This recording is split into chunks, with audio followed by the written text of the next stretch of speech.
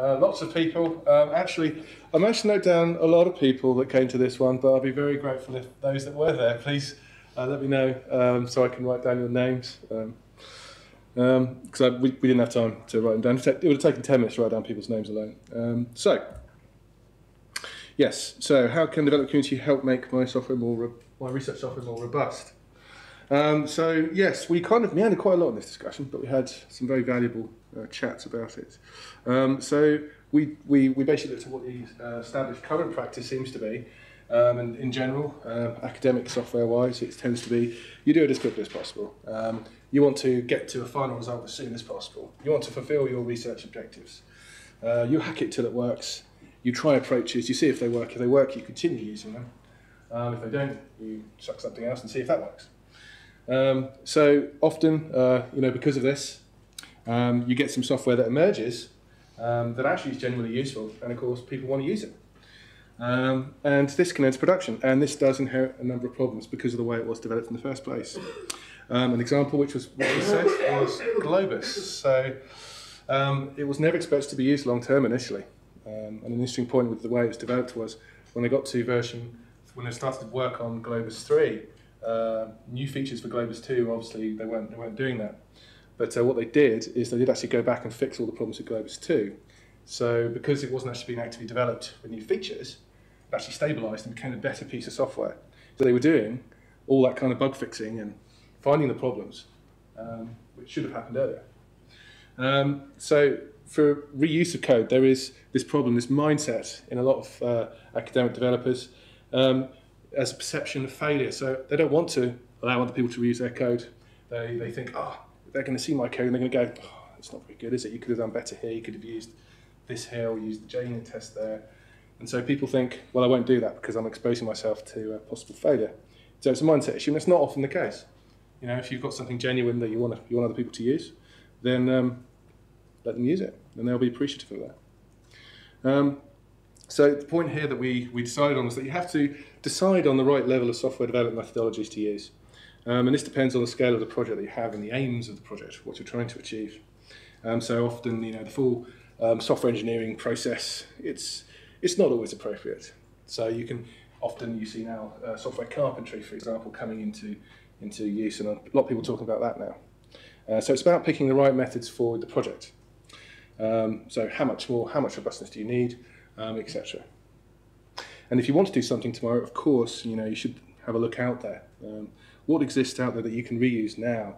Perhaps not to the entire piece of code, but perhaps little bits of it that are commonly developed in academic projects. Perhaps it's been done before, and you can reuse that and build on that as a foundation. So the conclusion we came to is that researchers really often don't look around for what's out there so they can reuse it. There is a mindset, of course, of the path of least resistance. A developer could say, well, I could have something working in 5 days for you. No problem at all. Just give me 5 days, it will all be fine. And if we try to do this community interactions thing where we have a look out there, we do a search for the right code, see what other people have done, this could take 10 days. This could take a lot longer. So there's this perception of short-term gains over perhaps the best approach long-term. So that's one reason.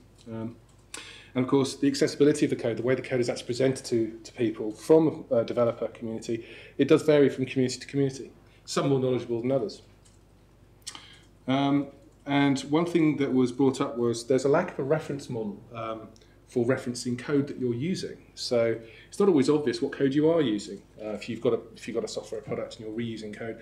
So it'd be nice to have something which enables you to cite code that you're using in some way. And of course, whatever it is you cite needs to be persistent.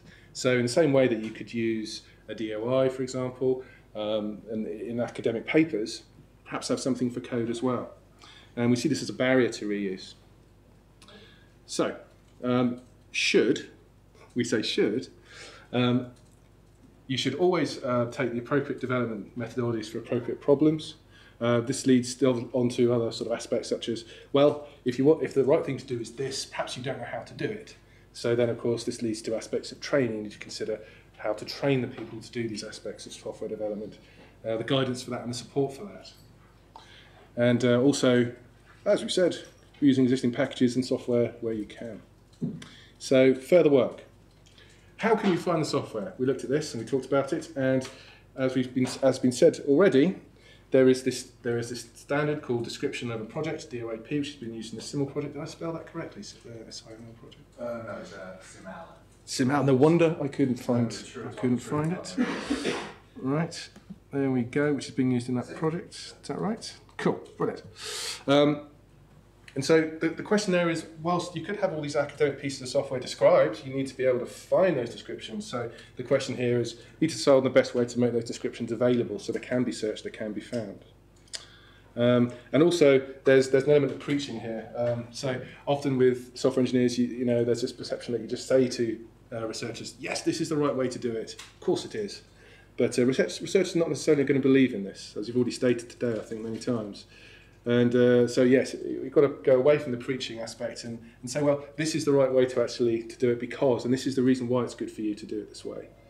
And often something else that was brought up was that if they know they're going to make money, they don't particularly care about reuse. If they think about, well, we can make money from what we've got right now, or we know we're going to do it this way, it doesn't really matter because we're going to make money at the end of it, doesn't matter. Depends on the community.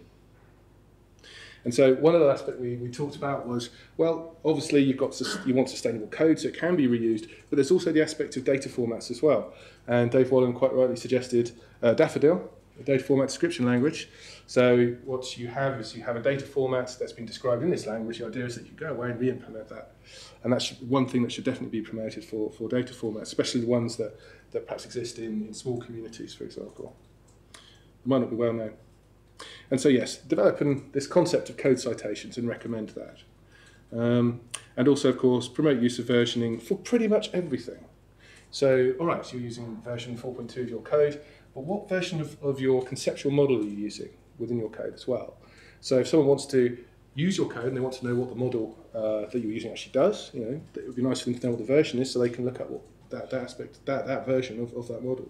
Use it for everything, wherever you can.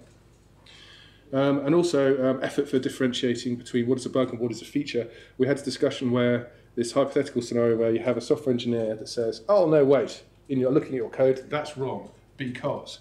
And then your researcher goes, no, wait, no, it's not, it's actually right, because. Insert domain reason here, depending on the field of study. So where code is developed, it should be clear what is actually functioning as intended. It may appear as a bug, but this is actually supposed to happen this way.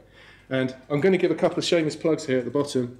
The SSI can evaluate your software to actually to analyse the way that you develop the software, the way you're provisioning it, and we can also advise on how better to improve your software and its provisioning to make it more sustainable.